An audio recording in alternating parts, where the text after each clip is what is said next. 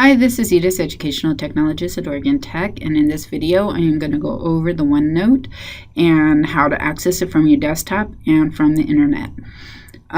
So first thing I would like to do is go over the desktop version, and I want to go over the options as well. But I want you to be aware this is going to be a series of quite a few videos. OneNote is actually a pretty powerful tool for collaboration and for keeping track of just keeping organized of your notes and meetings and also classroom information. So there's a variety of things that OneNote does offer. I was not aware of it until I started researching how it would benefit the staff and faculty here. So to start with, I would like to go into the OneNote program and on the desktop. So I'm going to go to Start. Now, if you have Windows 7, you can also use your All Apps to find it. Go into Programs and it should list it. If it's Windows 8, you probably want to go ahead and right click on it and do a search on your Start menu and do a search and look for it. You can see I already have my OneNote pinned to my Start menu, but if it's not pinned for you, just go ahead and go into your All Apps and select OneNote here. If you have Windows 10 or Windows 8, you can right click on it and pin it to the Start menu, and you can see it says unpin here, but because I've already have it installed on my Start menu, so I'm going to go ahead and click that open. And my later videos after this one will include each of these tabs. Each tab has a lot of information of what you can do in them, so I just want you to be prepared. So if there's something that you might have a question, please be sure to watch the videos. I will highlight in the videos what I'm going to talk about. I will also put it in my description. And I'm hoping that during this video series that I'm actually going to be using OneNote for the later half of it, just because it will give you more practice with using OneNote. So I would suggest after this video, when I show you where to download OneNote from, if you don't already have it installed, to please install it and start using it and recognizing it. Now, OneNote is kind of like OneDrive, and it will sync to an cloud OneNote program in Office 365. So you will see that when you start up that there's a possible syncing of your files here on the left. There'll be little arrows that show you that it is syncing, but that will come at another time. So I'm going to go ahead and go to Options now because I want to just show you how to set up OneNote and what to look for.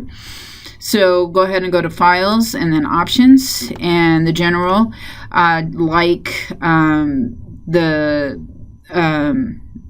other programs within Word, it's pretty much the same. You have your default font.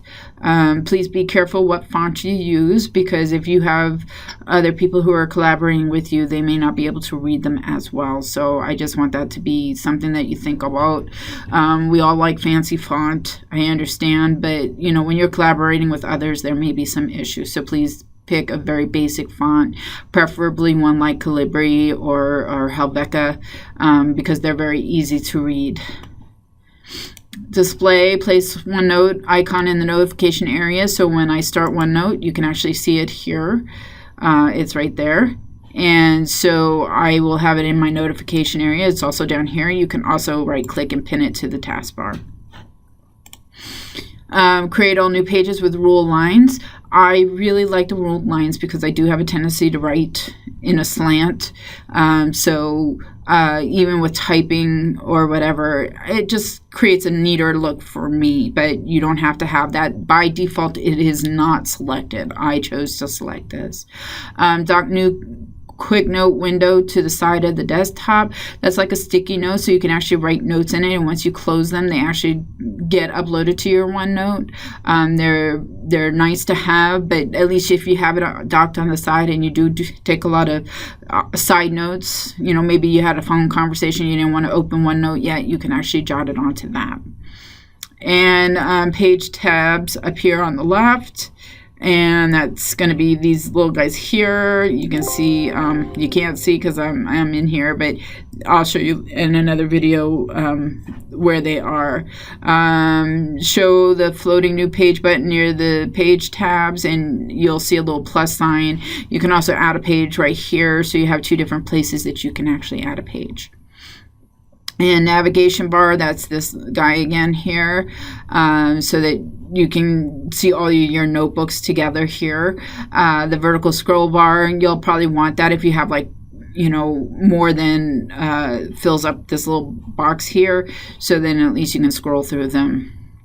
Show note containers on pages, and so we'll go over that later. And disable screen clipping notifications. So if you have that checked, if you have it enabled, it's just going to let you know that you're going to be clipping the screen. So that is something that you have in this program that allows you to, instead of snippet, you can use this for just, you know, once the program is open. Proofing, again, autocorrect, we all love it. I've discussed how to use it. You can click in here and get some more information, and it even has a math autocorrect, so you have that available to you as well. Ignore words in uppercase. Sometimes I write certain words in uppercase because I need to make a statement. So this just doesn't correct it for you, but just be aware that if you have that checked, that it will not correct it if you go into uppercase only. Ignore words that contain numbers. You know, sometimes I don't know about that, but that's, again, personal choice. Ignore internet and file addresses. Flag repeated words. You know, that's always a good one. You know, so you have all of these other options, you know, enforce accented uppercase in French. We only right now have English in there, but if you install a language pack, then at least you have that already checked for you. Check spelling as you type, you know, hide grammar and spelling errors, and check grammar with spelling. You know, again, these are all defaulted, and again, this is one of those things that I think Microsoft knows what the general population usually likes, so they just put in the defaults. If you don't like certain things, this is where you would change it. Sync your notebooks. I like to have this on. If you turn it off, then your notebooks will not be synced regularly, so you're going to have to remember to sync them. I would recommend leaving it on, especially if you're going to be doing collaboration, because again, anywhere you have an internet connection, you have access to this program, and so you may want to have those available to you at all times. Who knows where you will be, and so this will at least give you the opportunity to get to those files, the most current files. Save and backup, you can come in here and change this. I wouldn't recommend changing it. You can see that I have all different types of locations where they are. My quick notes will go to the cloud right away. There's a backup folder, so if you lose something, this is maybe where it is, and if you do and you need to get in here and you can't, let me know and I can walk you through how to do that. And this is where my default notebook location is. And then automatically back up my notebook at the following intervals. You might want to check this. When I initially started, it was like 6 hours that the default was for. If you're doing a lot of work, I would make this as small of a number as possible, down to about 5 minutes, so that at least your changes have been documented. Because if you know, you may put in a lot of work within 6 hours and then all of a sudden, you know, your computer crashes, then it's really just not a good thing. Leave this checked. We will be getting SharePoint at some point. It is in the works, and that hopefully will be replacing the S&T drives. I don't know, so don't quote me on it. I just want you to be aware that this is a possibility. Don't change any of this stuff down here. It's really not necessary. Again, it's the default that Microsoft has set up. And you know, it's if you know what you're doing, do it. It's great. But if you don't, please just leave it, because you know then you're going to have to come back and change things back, and that's just not always a good idea and fun. Again, with these, same thing. Please leave them the way they are unless you know exactly where you want these to go. So you can set a default location, and then you have these options. But I always like to say, always ask. And again, this is something we're going to definitely go over in future videos because there is a lot of stuff you can do here, and I think it's great. And audio and video, again, I'm gonna keep saying leave the defaults just because I think that it's really important that you keep the defaults the way they are. Your system basically knows what you have, so changing anything may cause some problems. If you do change it, please make sure you write down what you did so that if we have to come back, or I have to come back, or you have to come back, you know what you did, and then at least it's easier to back up and start all over again. Language packs, you can choose to bring down a language pack. They're all available in here. It doesn't matter what you use, just you just add it, and but leave it in English for now, because if you change it, then you're going to have to change it back, and hopefully you know the language you're changing it to. But it's good for collaboration. Say you are collaborating with somebody who speaks a foreign language and you speak it as well, then you can actually work in that language and be able to keep track of that. Definitely a choice if that's something you want to try to do. But again, I would leave the default the way they are. Advanced, of course, is your largest screen. There's a lot to do here. I would recommend go ahead and go through each and every one of these. Some of the things I wouldn't change is linked notes, because they're you may want to keep the link note, or when you create a link note, then at least you have it. You can remove links from the link notes, but so this we'll go over some more later on. Pen, again, this is, if you have a pen or a touch screen, so these are things that are available to you. And so, again, if it's there, leave it the way it is. You can make your changes. I don't mind either way. I just want you to make sure that you document what you changed so that you remember what you did. Email sent from OneNote. You can attach a copy of the original notes as a OneNote file, and you have all of these options. Attach embedded files to the email as separate files. Add the following signatures. So you can actually create a signature here with your name and everything, so I can say Edith Warden. And so at least that information is like your signature on your email.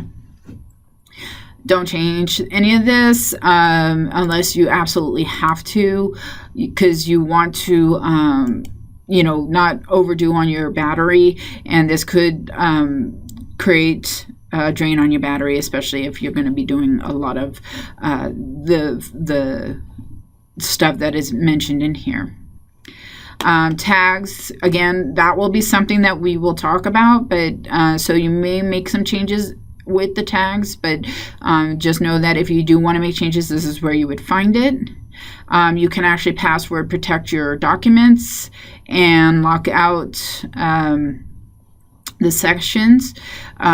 So you can lock the password protected sections as soon as I navigate away from them.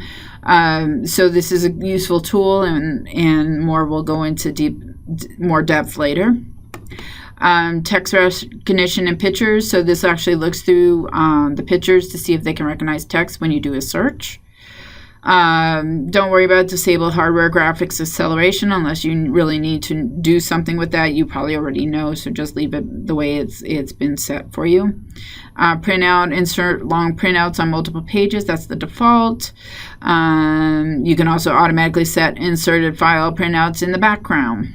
And then your measurement units. So, of course, it's between centimeters and millimeters and points and picas. So, again, your choice. I leave it at inches because I don't do much in the other areas. Customizing your ribbon. So these are going to be your defaults here. You can actually create a new group. and then I can bring over my favorite highlighter. I can do it that way, or I can click it and add it that way, or I can remove. And that just adds to my new to my ribbon up here at the top here. And then the quick access toolbar, you can see I have already some stuff up here, and you can see that they relate to here. So I can choose to take draw with touch and add it, and that will show up on my toolbar eventually. But I really don't want it, so I'm good with where it is. But these are just quick, easy ways to just get to it. Maybe tag is a good one to put in there, so let's go ahead and put that in there for now, because we may use it later on in another video. And add-ins, I'm going to go over add-ins later. This is where we're going to be adding in classroom notebook and staff notebook, and they will eventually show up in here. It's my hope anyway, and this is where you would just manage them. And Trust Center, it's just here. I just want to go over it. Don't make any changes. It'll tell you, please don't change it, just because, you know, it's set up for default. Everything's already put into. There's really nothing that needs to be done here. I just want you to be aware that there is a setting in here. You don't need to do anything with it. And so that's the basic overview for options in the OneNote for desktop. Now, if we're going to go into OneNote Online, and so say I'm somewhere and I want to get to my OneNote, and this is also where you would actually download your Office program too. If you don't have Office on your computer, Office 2016, you can actually go into the Office 365 portal and sign in, and I will show you where you can go from here. Okay, so go ahead and use your IT account. And you'll get the OIT sign in. As you can see, it's going to say Oregon Tech up here. So you know you're in the right place if you get this screen. Your name, this will be your OIT account, your OIT sign in. And go ahead and click sign in. Okay, so Office 365 knows who I am. So then that's because I've been playing for quite a while. So as I said earlier, this is where you would actually install Office 2016 onto your desktop. So you can actually go in here and click on that, and you will get this. I'm not going to take it down because I already have it. So this is just where you would find it. All your applications online are right here. You can also get them here as well. And so here's the class notebook that I was talking about earlier, and I believe there's a staff one too, but that will wait till we get to OneNote. So the OneNote that we want to go to is actually this one right here. This is the one that's online. So this will sync with the one that I was just at on my desktop. And this is where it's all going into. Okay, so here you can see, actually, you can see all my OneNotes here. And I can actually download OneNote straight from here as well. So if you don't want to go into the whole process of downloading the whole Office program because you already have everything but OneNote, you can actually download it straight from here, and you can just click on that, and you can see that I now have access to going in and doing that. And actually, I was wrong. You would have to download the whole program here that you see here. What I would say to you on this is, you know, download it. It doesn't hurt anything if you're missing a program, because all it's going to do is if you have Word, Excel, PowerPoint, and Outlook downloaded but nothing else, this will just bring in those programs that are missing and then update the other ones. So I'm going to go ahead and go back, and we'll go back to OneNote here. And so this is the OneNote here. So I can actually go into my notebooks. Here are my notebooks, and let's go ahead and open my AIM class notebook. And you'll see I have more options here. I can also go in and share this. I can print it. I don't have the same tabs as I do in the one on my desktop. We're missing a few just because this is the online version. So I can add a page, I can add a section, which I don't want to do. I think I've already added something here where I was doing some work, and then a content library. So we'll go over more of this as well. And that's basically it. I do want to point out real quick, though, the edit in OneNote. It will open your OneNote on your desktop, as you can see. Okay, so that is it for the overview for options and how to get an Office 365 and OneNote online.